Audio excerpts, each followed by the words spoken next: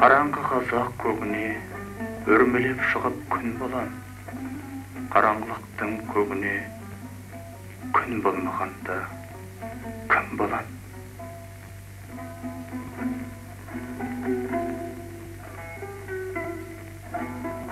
Сұлтан Махмұд, Шоғығы тұлы, Торайғыр тегі.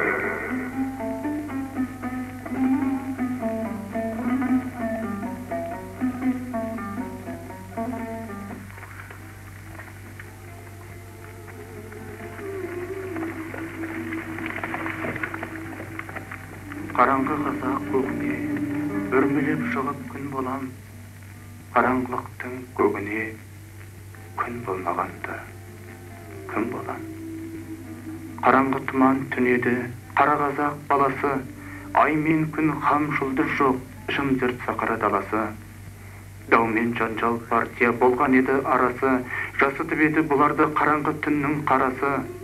20 ғасыр басында міне Алланың панасы, бір жағынан ай туып, бір жағынан күн туып, жарық көрді алашы. Шолпаннан үміт тағыда бірікселдің данасы, бұл шөбі түзілсе бейне қолдың саласы. Көңіл менен көзді ашып, алға сүйреп барасы, бұл жарықтар барында кім адасы қаласы? Мен Сұлтан Махмұдты бала жасымнан білемін. Өйткені біздің қонысымыз Баянауылдың Көктауының баурайында. Біріміз Мойылды бұлақта, екіншіміз Айман бұлақта, Торайғыр көлінің бауырында туып өскендеріміз. Есімде қалған бірінші көргенім көктем, менің 6-7 жасар кезім болу керек. Ауыл жайлауға көшеді. Көш Мойылды бұлақтан Айман бұлағын басып, одан Шаңман көлі дейді, он көлдерге қарай кетеді, сосын жайлауға тарта береді. Көш Айман бұлақтан өтіп Торайғыр көліне қарай соған өрлей бергенде екі зиялы адам келе жатты. Біреуінің қолында таяқ, бірінің басында қалпақ, бірінің бойы биік, екіншісінен. Солар көшке жақындай берді. Сонда өтіп бара жатқан қатарласқан үлкендер, анау шоқтың шоқынды баласы қой көшті, ерсі көріп мазақтап келе жатқан. Қасындағысы Аббас шоқындының шайбайы болар деп, кейбіреулер атына тебініп, өгізін қамшылап тезірек кетіп қалуға сөйтіп жатқан кезде жағылар жақындай берді. Мен 4 аяқ арбада әжемнің алдында отырғанмын. Жақындап келіп тоқтады. Ұзын бойлысы айтты, мынау өмірдің шайбайы, түрін қарашы. Осы сөз менің құлағыма жетті, есімде қалды.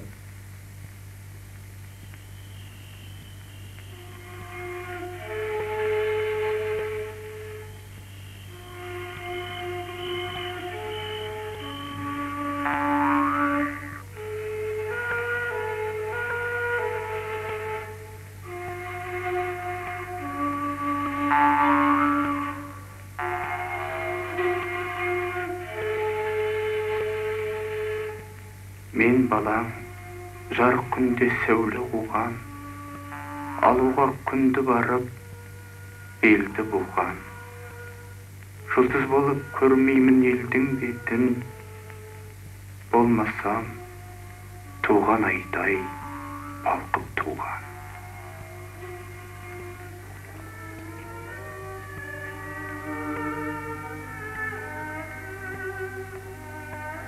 Мен өзім Семей облысына қараған Баянауылға қарайтын Ақбеттер болысындағы бір бақыр адамның баласы едім.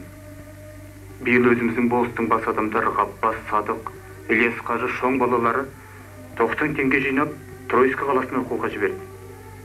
Ойым Ғалияда оқу болғанымен білімім жетіңкіремеген соң Ахон Рахманқұлұлы медресесіне түстім. Келе-келе Ғабдырахман Қазіреттен осы Тройскіге Татардың атақты шайыры Ғабдолла Тоқайдың келіп кеткенін естідім. Кеш келгеніме өкіндім. Маған Ғабдолланың әлеуметтік өмірге көзқарасы, оның ақын ретіндегі өр мінезі қатты ұнады. Еліктеп өлең жаза бастадым. Жұмыр бас, дөңгелек бет, орта бойлы, толық шеке сипаттар терең ойлы, тігі иық, шын бұраң бел, қардай еті, сұлу сымбат көркіне көңілім тойды. Маңдайдан тіктеп түскен пісте мұрын, оймақтай қызыл сырлы жұқа ерін, ақ мамық қызыл шие, қара нәркес, үш түрмен келтіріп тұр беттің нұрын.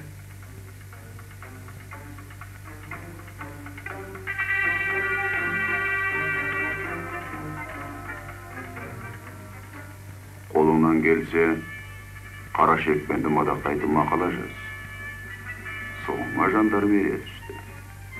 Сен үшін айқапты жұлынған тау күйіні түсіре алмаймыз.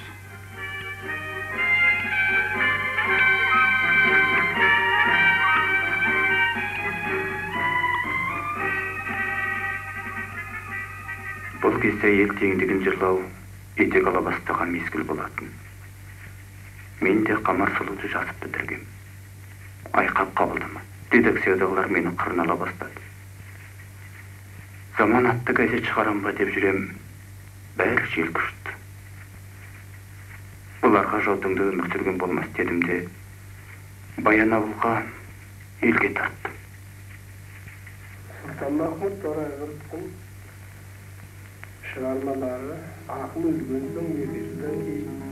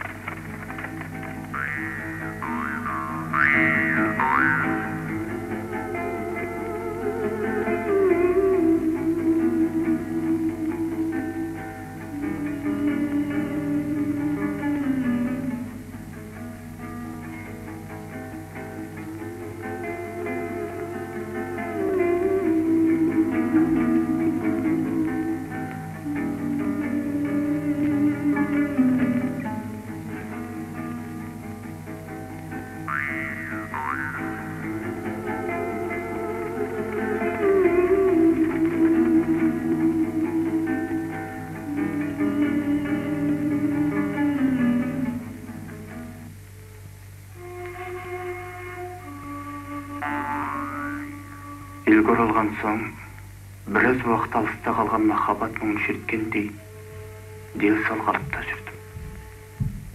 Онан кейін оқуды ғылымды аңсай бастадым. Дос бар, туыс бар, 5-6 адам болып шоң серіктігін құрдық. Шорман ауылына бардық. Іздеп барған Сәдуақа сөзімді түссіз буа сөйледі. Жанаспайтын жан, аулақ жүретін ауыл екенін іштей түйдім.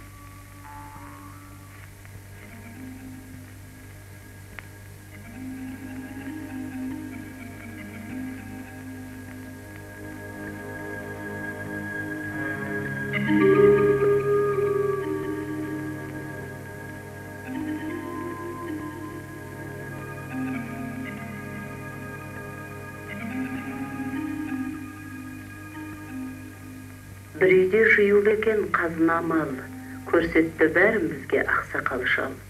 Бұрынғы атамызға сыйға берген, біздерде мынадай бар, мынадай бар.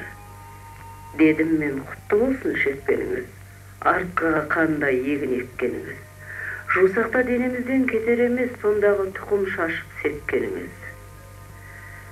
Отырдым, көрсем жекіп тастарыма деп, шал айтты, көріңіздер жасқан ба деп. Кесені қолыма алып қарай бердім, ішінде нақақ көзден жас бар ма деп.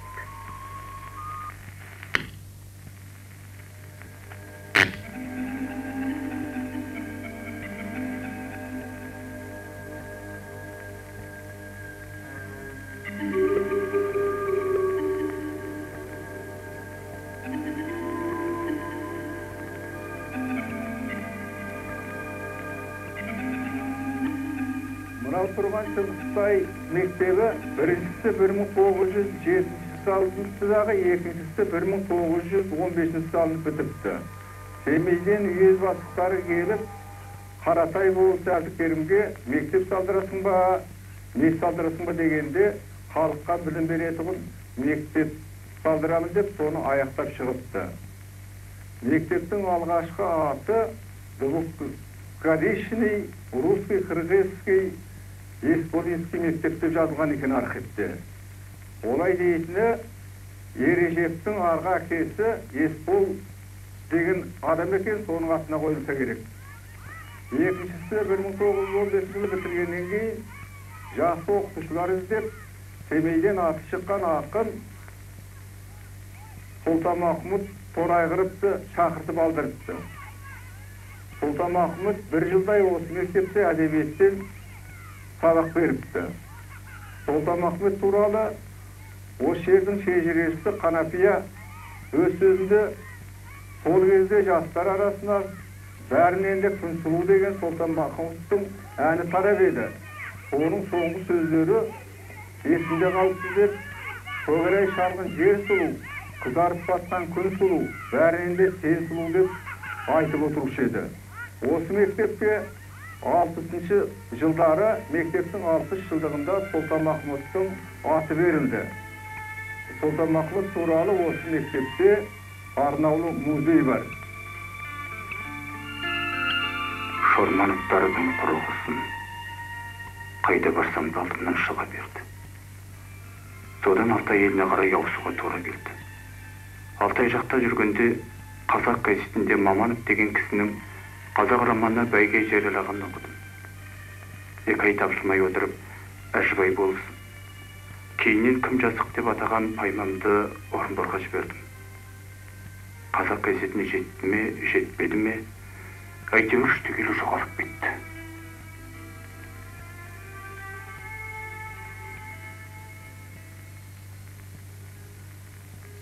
Алаш қалашығында жиі жиналып, әңгіме дүкен құрып жүрдік. Таныстыру аты диалог дастан халық арасына тарап кеткен. Көбі жат қайтып жүретін.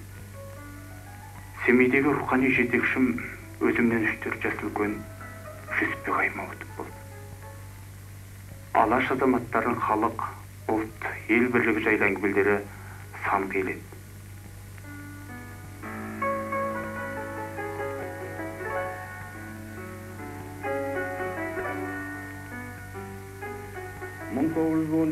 жылы Ақпан төңкерісінің кезінде Томш қаласында әрі оқып емделіп жүрген Сұлтанмахмұт Торайғыров, Әлімхан Ермеков екеуі бірігіп төңкерістен кейін Семей қаласына келеді. Қазақтың зиялылары мынандай дүрбелең заман болып жатқан кезде қазақтың ортасына болмау иттік дейтін тұжырымға келіп, қазақ арасында болып қазақты жаңа жолға бастауға ұмтылады. Мұнда Санкт-Петербург университетінің 2 курсын тамамдаған заң факультетінің Райымжан Мәрсековпен бірге қазақ комитетінің жер бөлімінде кіші хатшы болып қызмет атқарады. Осында жүрген кезде ол өзінің атақты Алаш ұраны деген өлеңін жазған. Бұл өлең жариялана сала қазақтың жастары бүкіл халық жаттап алып кетіп, оны айтып жүрді. Бұл өлеңін жазған кезде Әлихан Бөкейханов пен Мұстафа Шапаевтың қазақ газетінде жарияланған Алаш ұраны деп аталатын мақаладағы қазақты елдікке, бірлікке жеткізуге үгіттеген идеясын әрі қарай жалғастырып насихаттады. 1917 жылдың күзінде Мұхтар Әуезов пен Турағұл Абайұлының кеңесімен Қысырақтың қымызын іштен денсаулығын түзетесін деген ақыл кеңесін тыңдап, Турағұлдың қызы мен күйеу баласының ауылында 7-8 ай болады. Осында жатқан кезде ол өзінің атақты таныстыру деген поэмасын жазады. Сол төңкеріс кезінде, дүрбелең кезінде қазақты бастайтын азаматтар кім дейтін нәрсеге жауап беріп, бірі күн, бірі шолпан, бірі ай болған Әлихан Бөкейханов, Мағжан Жұмабаев, Мержан Тұтулатов, Ахмет Байтұрсыновтарға өлеңмен жазған мінездемедей әсер қалдыратын шығарма жазып берді. Сұлтанмахмұт Торайғыровтың тұңғыш кітабын шығарушы 20-шы жылдары Қазақстан халық ағарту комиссариатының Қазан қаласындағы өкілі болып кітап шығарып тұрған белгілі ақын Бернияз Күлеев. Ол әкесіне хат жазып, Сұлтанмахмұттың адасқан өмір кедей айтыс поэмаларын жинақтап 22 жыл жеке кітап етіп шығарды.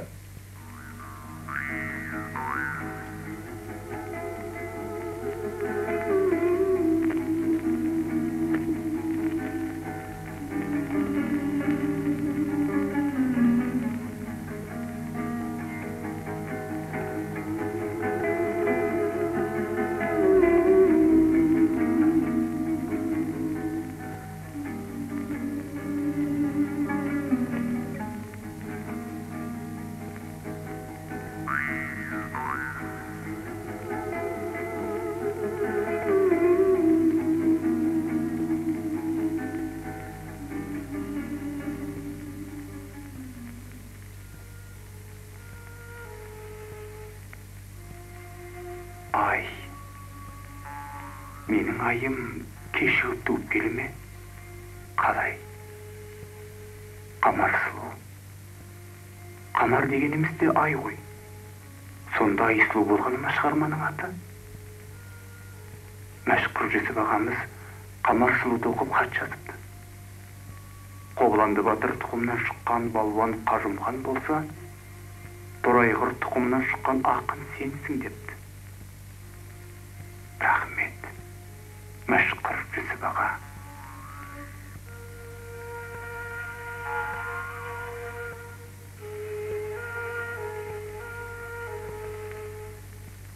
Сұлтанмахмұттың шығармаларын жинауға, шығаруға қазақтың екінші бір ұлы жазушысы Сұлтанмахмұттың жерлесі туысқаны Жүсіпбек Аймауытов ересен еңбек еткен. Кейін ұзақ жылдар бойы Сұлтанмахмұттың шығармаларын жарыққа шығарумен айналысқан қазақтың үлкен белгілі профессоры Бейсенбай Кенжебаев. Осы еңбектер үшін оның өзі қуғынға түсті. Сұлтанмахмұт ақындығы ол табиғаты бөлек, терең тамырлы ақындық. Ол исі қазақтың қалың қордалы топырағынан шыққан.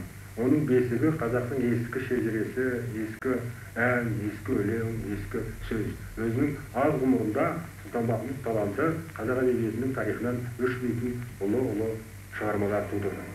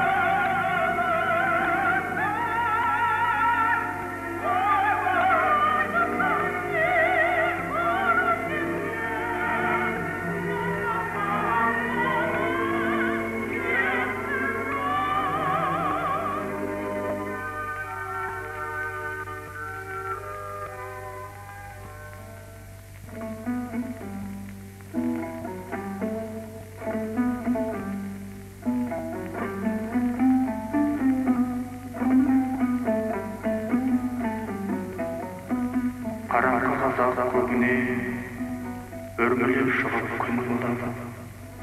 Қараңғылықтың көгіне күн болмағанда